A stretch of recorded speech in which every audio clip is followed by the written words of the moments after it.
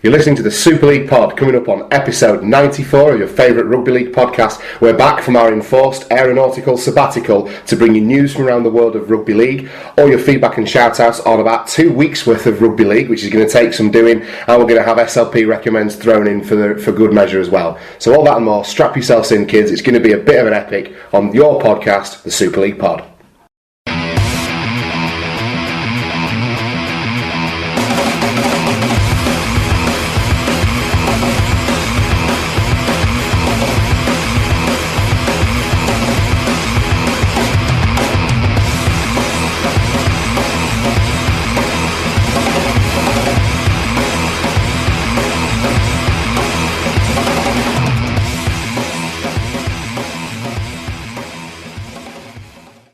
Okay, everyone, welcome along. We're back. Yeah, Yes, you are. Welcome back. It was quite weird, really.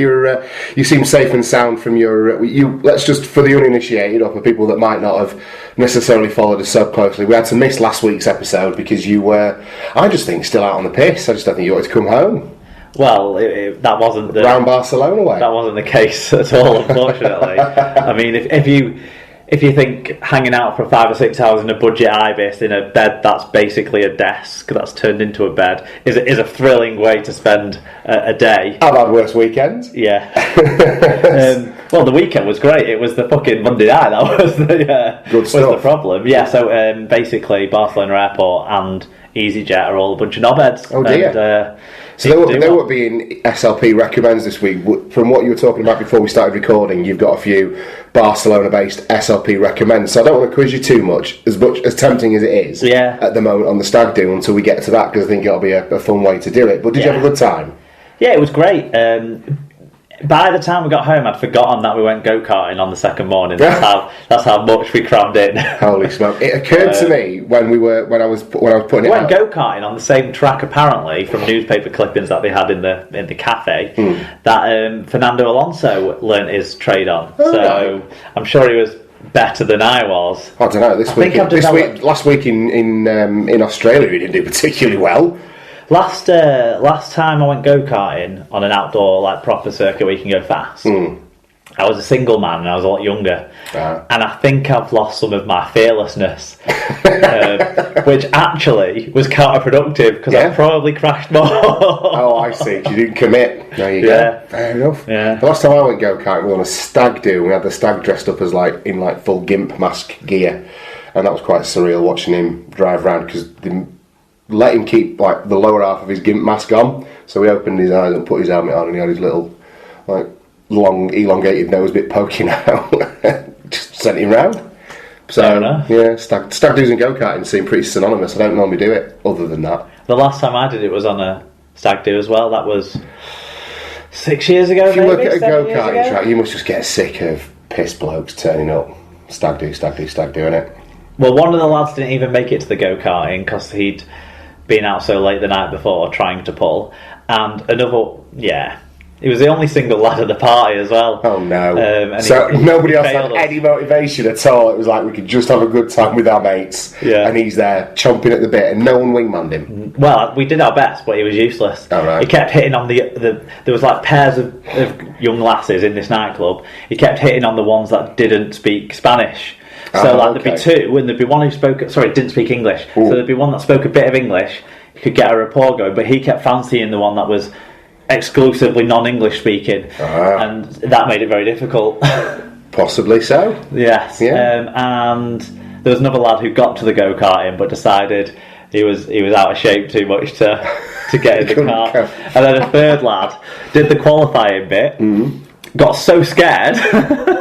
Oh my god! That lined up at the back of the grid, and then just went round and went into the pits halfway around the first lap. You absolute. Well, I don't even know where to start with that. Fair enough. Well, I'm glad you had a good time, and I'm very, very happy you're back because there was some pressure on me whilst you were away. People going, "Oh, just do the show on your own," and I did think about it. I had a couple of ideas. First of all, was I'd do the live one for 30 minutes and just broadcast it out and let people tune in if they wanted to. But I think if we're going to do it live, we should build it up a little bit and plug it and do it together rather than, just me ambling through it and not really, doing much. And then the other idea I had was I should have given your Emma a ring. and like gone round and done Super League pod with them. She was too busy worrying about me. To be honest, I was home by the time we would have recorded. It's just we had no show to record because I'd literally just got home. No, it's fine. So it couldn't happen. But we're delighted to have you back. I'm glad that you came home safely. Yeah. How's your week been? I've seen changes on social media. Yeah, well, I don't like to talk about my private life, you know me. But busy week. Been a busy week. Yeah, good stuff. Yeah, definitely. I'll tell you a little bit more about that later. I didn't expect that to come up. But yeah, been a good week. I didn't. I was pretty surprised when it happened at the time. Okay. Yeah. So tell us what we're going to do with feedback and shouts, because loads of people will have been doing various things for a long period of time in terms of getting in touch with us, and kind of. So a couple of weeks ago was the last show, obviously, and we had bits and bats off the back of that, like we normally do. But to be honest, I've forgotten what we spoke about 2 weeks ago, and finding those tweets and messages now. I'm looking forward to the next part of the show where people listen to us try and remember games from a fortnight ago. Yeah, I've got a couple of bits sort of that I've mentioned to people. I like that. We like that. We'll use it next week when we've got more chance to talk about it. And then I just want to mention everyone who had little jokes about Barcelona. I mean, Paul Campbell was he's in there like swimwear, isn't he? Oh, yeah, a little bubble boy. Oh, bless him. Have you seen his romantic profile picture with him like in a bubble? But he's swearing, I think, so it's, breaks the mood a little bit. That's typical. That's typical Paul, though, isn't it? That picture is just, that's him, isn't it? Oh, I've got a girlfriend now. That's pretty much him, isn't it? So, well, the first part seems the stretch, but well, yeah, and he doesn't talk like Boise either, does he? So. And a few other people. I think Elliot was up for digging a tunnel to Spain to get him back. Yeah. Marie was jealous that I got to spend an extra night. She shouldn't be. No.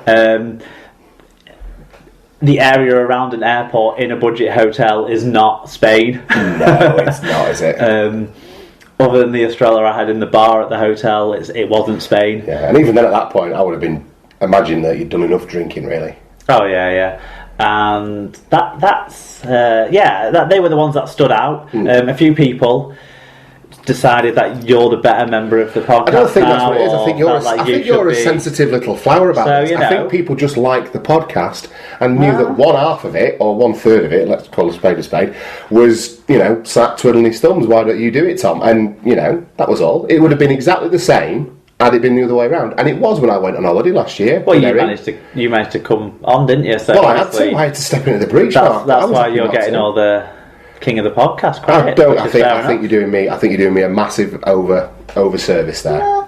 And yourself a tremendous disservice. Anyway, it was fun to see all those coming through, because a lot of them started to roll through all together when I landed back in this country. Managed to get some charge on my phone and saw them all coming through. So good stuff. Fucked a lot of you. Yeah, good stuff. So there you go. So that's kind of feedback. But obviously, next week feedback and shout outs will have everything that we talk about this week involved in it. So that will make it a bit of a bigger section. I didn't even get my poll out this week. I had a couple of ideas, but I wanted to be honest, I'm going to wait until this weekend's games are out. The show was so full. Get my poll out. So your poll wouldn't have. Well, last week my poll was going to be just plain and simple. Is it Warrington's year? Yes or no? And see where we go. After about a third of the season. Might as well just let people say yes. See what people think. It's always their year. Because it is always their year, but I suspect it might well. It's always their year. We'll see. But this week I've got a different poll in my mind, so we'll see where we go. But since that's the intro and the feedback and the shout outs out of the way, let's take a look now at news from around the world of Rugby League.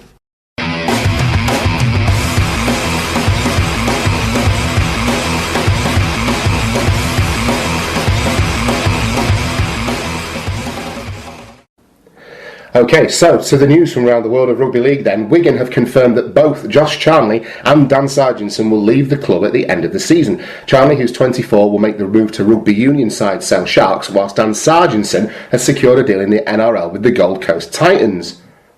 Thoughts? Yeah.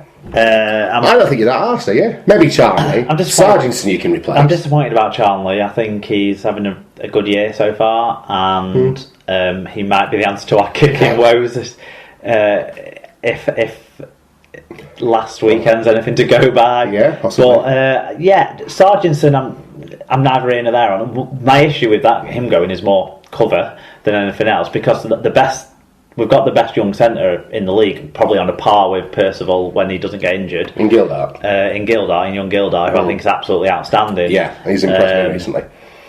So you've got Gildart and Gelling, but it's then the depth after that becomes the issue, isn't it? And Sargenson's got a bit of utility in that he can drop in a full-back and do a bit more than Tierney could. We've got the issue of no backup wingers in the squad, no backup centres in the squad, other than young Higginson, who can play in both positions, and maybe Gabe Fell, who's a bit more of a full-back, but...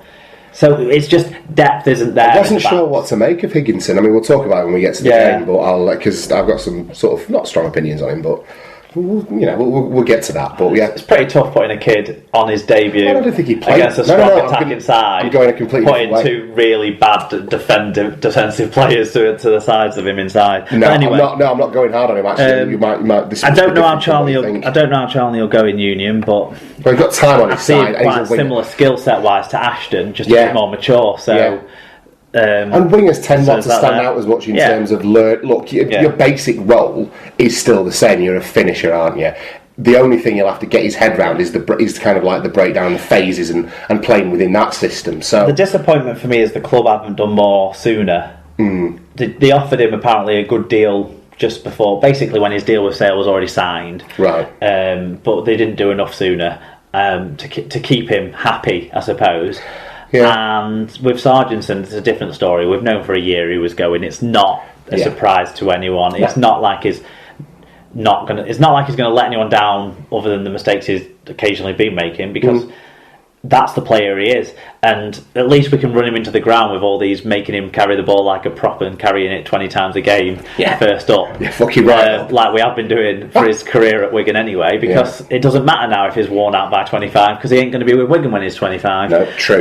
So there you go. Okay, so contract news then. Joe Mellor has signed a new deal. It turns out it's just Widnes contract news, by the way.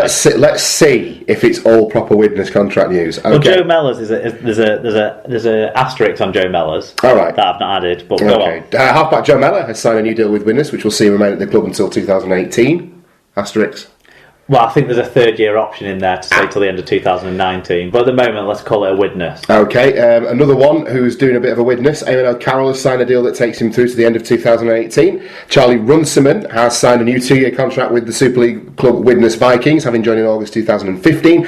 Chris Dean has signed a new 2-year deal, which will see him remain at Widnes until the end of 2018. All of this is representative of really good business for Widnes in terms of stability. When you see what they've started to achieve performance-wise, in their halves, and particularly in the back division with Christine and Charlie Runciman, they're two really good centres. It's witnessing away a few more players like Widnes have done for the last 12 months. The standard 2-year deal. Yeah, it's what they do, and they're doing it well. So I certainly think Runciman's a good one to re-sign, and Mellor's been sparkling most of this year so far. And to be fair, the last 2 years probably in patches, but. I've mentioned it tons of times before, but I'll never forget that hat-trick he scored against Salford at Magic a couple of years back. Yeah. It was outstanding. Okay, and the last bit of contract news then is that England's Rugby League head coach Wayne Bennett has signed a contract extension at the Brisbane Broncos to keep him at the club until the end of 2019. So again, stability at Brisbane for them in terms of their coaching and stuff. And I guess in terms of England, some stability for us in that Wayne Bennett knows where he's going to be, he knows he knows. Yeah, it's not like he's going to be changing roles and so then like saying, I can't do England now because I don't know where I'm going to be. I've got to rebuild this other team now. He's at a club he is the fabric of the club anyway. So precisely. So just add some stability, by association to us as well. Injury news, loads of injury news over the Easter weekend, as you might not be surprised to learn.